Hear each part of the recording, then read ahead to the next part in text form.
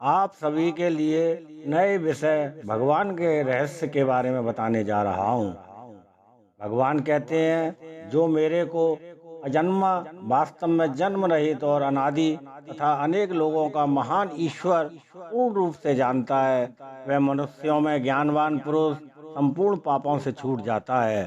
भगवान अपने बारे में जानने की जो बात करते हैं, उसे साधारण मनुष्य भी बड़ी आसानी से जान सकता है। पहली बात तो यह है कि हर आदमी यह समझ सकता है, वो ये कि एक भगवान ही सब लोगों के रचयिता और नियामक हैं। जैसे ब्रह्मलोक, शिवलोक, ब्रह्मलोक, इंद्रलोक, सूर्यलोक, चंद्रलोक, पृथ्वीलोक इत्यादि दूसरी बातें जो प्रत्येक मनुष्य समझ सकता है, वह यह है कि अनादि हैं।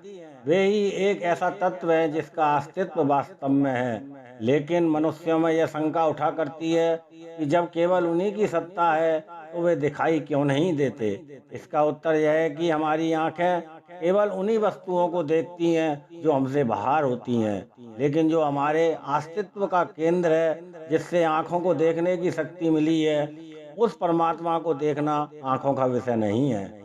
मेरा विश्वास है, जो हर व्यक्ति के लिए संभव है कि यदि थोड़ी देर के लिए वह संसार की विविधता से अपना ध्यान हटाकर अपनी सूक्ष्म चेतना में स्थिर हो जाए, तो मैं सत्य कहता हूँ, वह व्यक्ति परमात्मा की अनुभूति कर सकता है।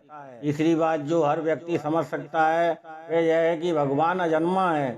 जन्म तो उस वस्तु का होता है जिसका अस्तित्व पहले ना हो और काल के किसी बिंदु पर वह प्रकट हो। जैसे सब प्राणियों के शरीर का जन्म होता है, जिस शरीर का जन्म होता है वह कुछ दिन प्रकट होकर फिर विलीन हो जाता है। भगवान में इस प्रकार के जन्म व मृत्यु की कोई रेखा नहीं होती।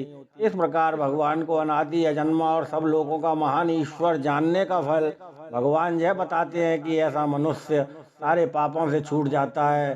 भगवान को अजन्मा, अनादि और सारे लोगों का महान ईश्वर जानने से मनुष्य की फिर पाप कर्मों में रति नहीं होती। ऊपर जिन लोगों के बारे में बताया गया है, ये सब लोग भगवान की दिव्य शक्तियां हैं, जो कि संसार के समस्त जीवों के हित में कार्य करती रहती हैं। ये जितने लोग बताए गए हैं, इनमें कार्य करने वाली शक्तियां स्वयं भगवान नहीं हैं, क्योंकि भगवान अजन्मा है और इन सबका जन्म होता है, क्योंकि भगवान अजन्मा है और इस सारी शक्तियों का जन्म होता है।